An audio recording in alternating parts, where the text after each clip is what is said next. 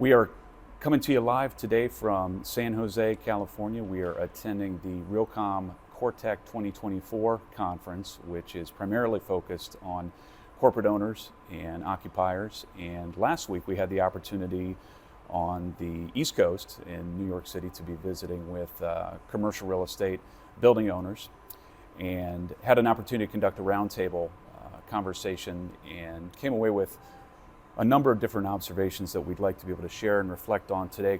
So Mark, you and I, have been at this for some time. We're both coming at it from different industry perspectives. You're a double E, having spent time at BlackBerry. We're working with T-Mobile very closely. I'm coming at it from a building owner's perspective with over a couple hundred shopping centers and over 100 DAS in building systems that I was responsible for managing. As I alluded to, there have been some significant shifts, right, in the marketplace as it relates to both financial as well as technical.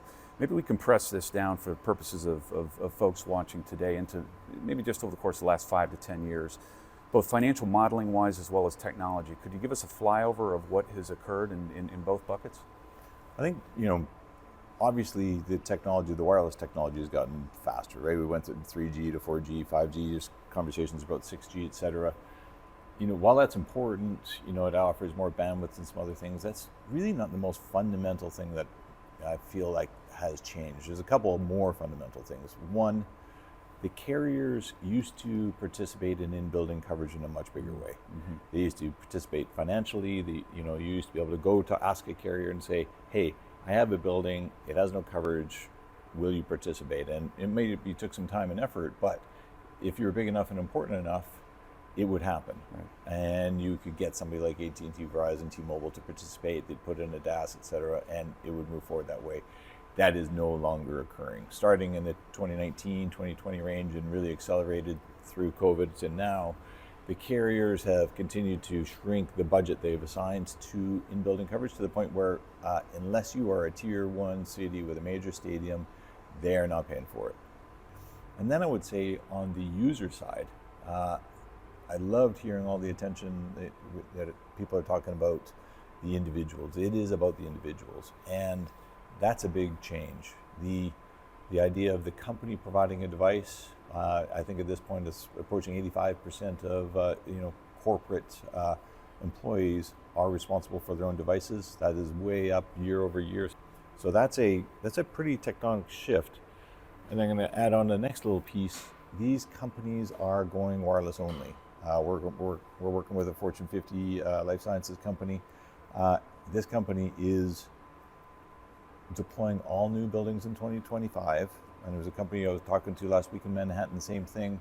They're going to wireless only in 2025, so no longer pulling cable. This Wi-Fi and it's cellular. Knowing that the carriers, as you have shared, have really backed out of a position of leading the financial conversation. And really putting it at the doorstep of the vast majority of building owners, with the exception of a short few that you alluded to. Maybe you could share with the group, from a high-level financial perspective, what do those options look like? Capital, OpEx? I think the first thing to think about is every building has a life cycle. And it was mentioned before in various panels, the best time to do this is to plan it from the front end before you're even building the building. That's the best time. Yeah. It also ties everything into the CapEx build. So what is in a CapEx build a relatively small cost of adding good Wi-Fi, adding cellular, adding some of your sensors, that's the right time to do it if you can. The other part of the building cycle is anytime you're doing a retrofit, a refurb, or when there's major tenant turnover. In the case of commercial type buildings. Sure. Tenant turnover is another time where that happens. And then the consideration is, and most of the bigger companies have this ability, whether it's DAS companies or people like ourselves, if they're well funded, in our case by Alphabet and Ontario Teachers Pension Fund, the reality is people want options. Whether it's a full OpEx type model, they don't have CapEx up front. Look, I just want to have the spread over a number of years, 10 years, 5 years, whatever it happens to be. Or the reality is most companies have CapEx available right now. They have cash. It's just the state of the economy. So they, when we're talking to folks, that by and large are saying, tell you what, I want to put down as much as possible up front and then shrink my ongoing OPEX. It just works better for me financially right now.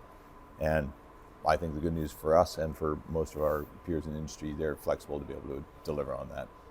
Let's switch gears. One of the topics that was it's the elephant in the room as it relates to return to office.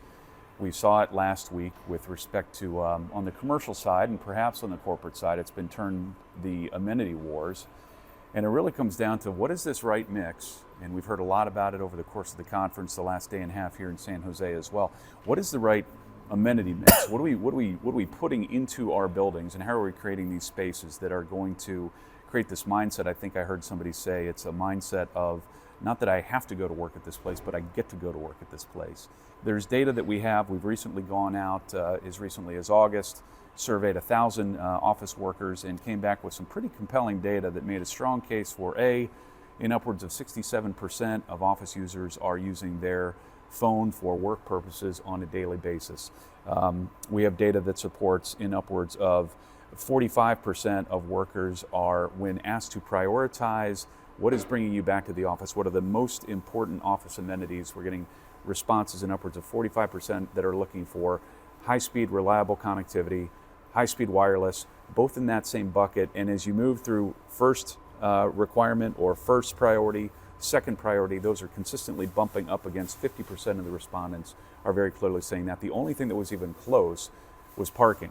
And in talking with people in New York City, talking to people in San Francisco, that's simply not an issue because it's a public transportation. So when we look at this thing, as far as the importance of this as an amenity versus utility, I'm just curious if you have any nuggets floating around your mind in terms of sound bites over the course of the last couple of weeks that you've heard. It was interesting to me when it was compared with all of the things, parking, location of the office, furniture, other amenities in the office, whether it was coffee and food and so it was all of the things. By the way, we did the same thing in hospitality. Really, this is considered core infrastructure, and it was mentioned in other panels as well, where you were thinking about the sensors, you're thinking about smart buildings, you're thinking about all those things, but it relies on a fundamental, which is I have connectivity, and that connectivity is wireless. And I think in an office setting, it is not either or Wi-Fi or cellular. I think the reality is it's going wireless, and it is both. Yeah, super. Mark, I think that's a great way to wrap it up. Thanks, man. Appreciate all those insights. Thank you for joining us today. Thanks, We'll all. say goodbye from San Jose and have a wonderful holiday season. Take care.